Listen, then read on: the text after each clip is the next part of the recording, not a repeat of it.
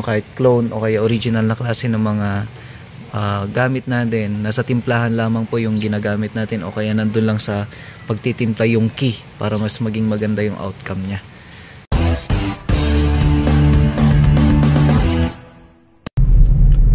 Magandang umaga sa inyo lahat, mga kamusta, no? Ayan, napakaaga na tayo ngayon, magse-set up tayo ngayon sa Aloha Resort. So bali nag-set up na tayo doon dati, bali hindi lang natin siya ni-edit pa yung vlog natin doon, pero siguro baka hindi na natin may upload gawa nga nung matagal-tagal na rin.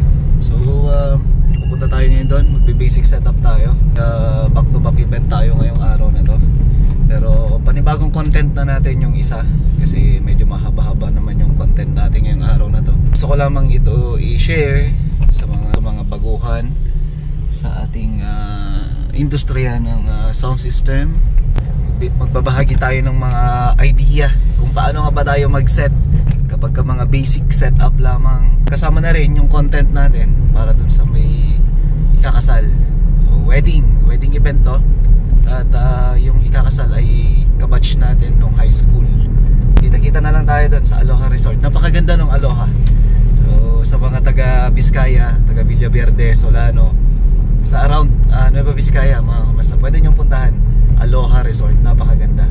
So tara. Nandito na tayo, Aloha Resort, mga kamasta. Napakaganda, napakaliwalas. Itong kagandahan dito sa Aloha, yan, open area, hindi siya polluted. So kung makikita nyo, ganda. Ngayon magsa-set up muna tayo, mamaya mamasyal tayo dyan sa paligid, ligid at puro linga. Ayan, si Levi kasama natin. So ito na yung decoration nila. Ayan, diba, ganda. Lalo na to pagka may lights na, syempre mas lalong gaganda. So tara, set up na lang muna tayo. Let's go. Ayan, so tapos na tayo nag-set up, mga kamasta. Diba? So mamaya sa sound check tayo. Ayan, ang masama dito, diretso yung pag-uulan, may event pa tayo mamaya after neto. So pageant yung mangyayari mamaya. Ngayon, mga kamasta, ito lang yung konting setup natin.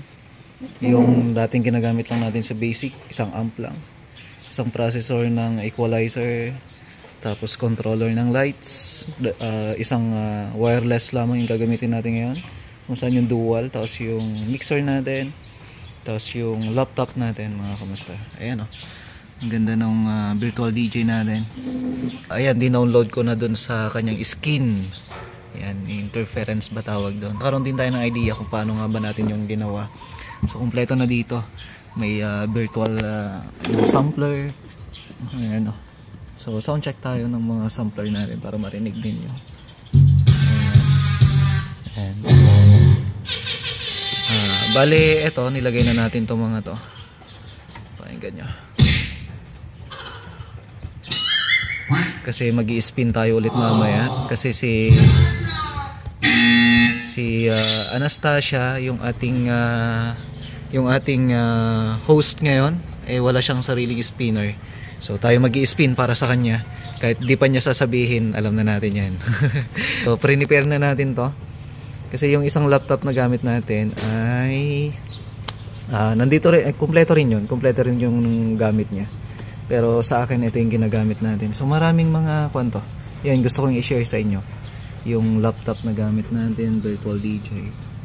So yung gamit natin is anong pangalan na itong virtual DJ 8, mga kamasta, no?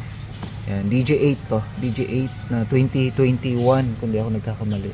So eto galing kay DJ Jo Marie, galing yan. Ngayon dinownload lang natin yung mga effects niya.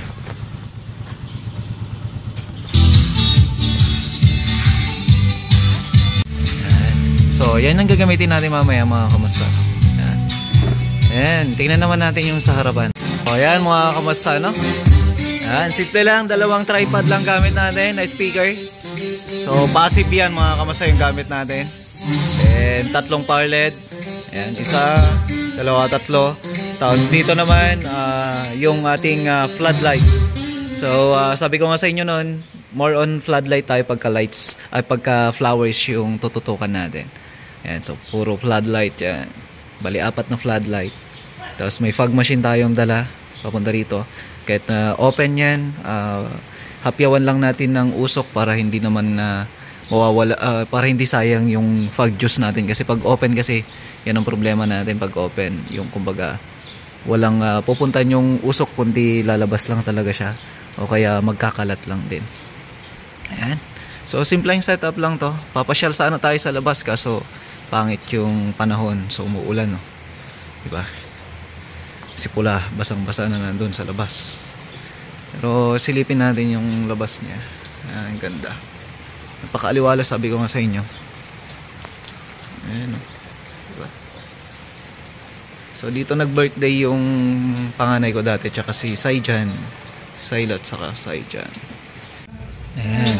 Ito gusto ko lang po i-share sa mga baguhan natin, mga nag-i-start sa mga basic events. Paano nga ba yung tamang timplahan kapag ganito na may mixer tayo mga kamasta, no? So wala tayong ganong processor. Yung processor lang natin, equalizer lang. Ngayon, kapag ganito, kahit gumagamit kayo ng powered na speaker, pwedeng pwede po itong maging idea ninyo. So para hindi maging basag yung inyong tunog mga kamasta, kasi kalimitan kasi yun ang nagiging problema ng ating mga tagapakinig, ganyan, mga client natin, tapos mga ibang event suppliers syempre, tsaka yung mga may idea na rin sa sounds and lights. So pagtimpla ng mixer mga kamasta, sa mixer kasi sa akin, para sa akin ito yung kalimitan kong ginagawa. Kahit anong mixer yung gamit ko, mapa original man yan o clone, ang ginagawa natin dyan para hindi tayo mahirapan sa pagmimix o kaya yung pagtitimpla, lagi lamang po yan dapat nakagitna. Lahat po yan, yung high, mid, tapos yung low. Kasi meron din yung mid-high, tapos mid-low. So dapat yan nakagitna lahat yan. Maliba, ito yung ginagamit natin sa music to. Kahit nasabihin na natin na XLR yung gamit natin para sa input, ayan, XLR yan. Hindi tayo gumagamit ng PL jack kasi yung PL jack, dalawa yung gagamitin natin para sa left and right. Ngayon, para hindi tayo mahirapan, XLR na lang yung gamitin nyo mga kamasa. Pwede naman yan, basta yung timplahan lang, saktong-sakto lang. So pagka PL jack kasi pwede naman yung dalawa, then magiging left and right naman na to. Ang ginagawa ko, left yan, tapos dito naman yung right kapag PL jack, para hindi maging basag yung tunog niya. Kasi kapag kayan pinagsabay mo ng left and right tapos left and right na PL jack, para sa akin hindi maganda yon, hindi maganda yung outcome niya. Ngayon, para sa akin, kahit na XLR yan, para hindi naman masira yung laptop natin, kasi kalimitan ito yung nagiging problema ng may mga audio, may mga sound system. Kalimitan ang nagiging problema kasi nila, nasisira yung laptop gawa nga nung ito kasi minsan pagka XLR yung gamit mo, na-i-on yung phantom natin. Yan yung phantom. Ngayon, pagka in-on mo kasi yung phantom na yan, may pumapasok na supply dun sa may XLR natin. So para maiwasan natin masira yung ating laptop, kasi nasubukan ko na rin nasiraan dati pa. Ngayon, ang ginagamitan natin siya ng audio card. Ito siya. So via ano yan, ang tawag nito, yung USB na siya. So yun yung ginagamit natin ngayon para hindi masira yung laptop natin. Ngayon, hindi na natin ginagamit yung audio out niya dito, kundi yung ating USB na, tapos ginagamitan natin siya ng audio card. So yung audio card na yan, ang brand nito Ugreen. So mas maganda siya gamitin. At the same time, yung Ugreen na to, mas mura na to, mga nasa 400 plus lang to. Hindi ako nagkakamali. 400 plus lang isa niyan. So balik tayo dito. Ngayon, yung XLR na yan, yung timplahan natin dito sa mixer, sabi ko sa inyo, it's either clone o kaya naman branded na klase ng mixer natin. Ngayon, ang ginagamit lang na talaga natin dito, nakapagitna lang yan. Tapos sa gain naman, hindi natin tinataas yung gain para hindi maging basag. Kasi ang gain, mga kamasa, ginagamit ko lang yan sa mga microphones, sa mga instruments. So yun, doon natin ginagamit yung gain. Kagaya niyan, naka-open yung dalawang gain niya para dito sa may mic natin. Ito siya. So ito, sa mabilisang salita mga kamasta, dapat naka-off yan. Maliban kung naghahabol kayo ng konting lakas, lalo na yung mga cellphone o kaya mga laptop na medyo mahina yung volume niya, medyo tinataas ko lang siya onte. Pero hindi siya yung tumutodo na ganyang kataas o kaya nakagitna. So basag na siya pakinggan. Para maging buo siya mga kamasta, ayan lang yung magiging magiging timplahan natin. Maliban kung talagang yung output nung kanta kulang sa bass, ganyan, kulang sa high, medyo tinataas ko lang siya kaunti lang. Hindi natin sinasagad para hindi naman pangit pakinggan. So yun lang yung konting idea natin. Sabi ko sa inyo, kahit clone o kaya original na klase ng mga gamit natin, nasa timplahan lamang po yung ginagamit natin o kaya nandun lang sa pagtitimpla yung key para mas maging maganda yung outcome nya. Ayan. Pakinggan nyo mga kamasta, no? So walang ibang processor yan. Processor natin, napakasimple lang ng timplahan nyo, diba? Pakinggan nyo. So kahit itaas natin yung volume na to, Jess, yung ating host, so kaibigan natin mga kamasta, matagal na natin kasama sa industriya. Papakilala natin mamaya yung ating Miss International representing Nueva Vizcaya mga kamasta. So kikilala na natin mamaya. And so mag-i-start na mga kamasta, no? Bisita na rin my sister Lenny Saladares. Hello madam. And sister Roslyn Bocapon. Hello. Mahiwalay kami sa anumang kapahamakan, malayo sa mga karamdaman, lalo ng matanggap, biyaya at pagpapala. Higit at pakipagpala sa araw na ito ngayon.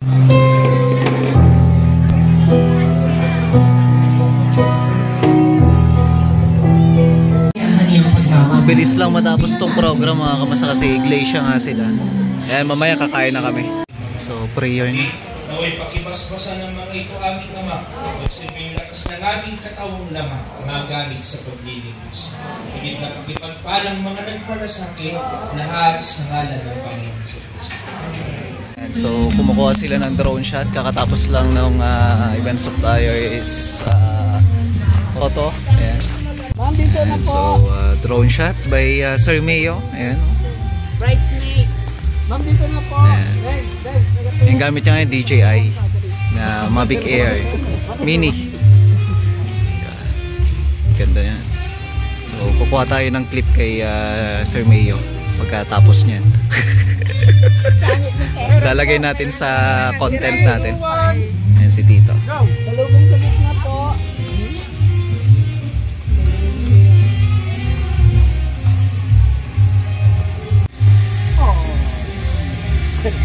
Ang cute. Pwede lang po.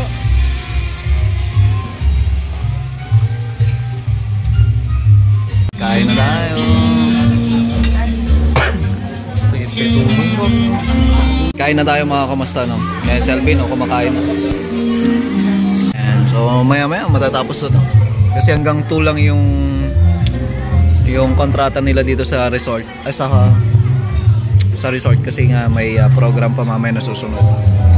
Yan, pagkatapos natin kumain, pwede na mag-uwian. So message na lang. So bago ang lahat, of course, marinig naman natin ang pasasalamat ng ating couple sa lahat.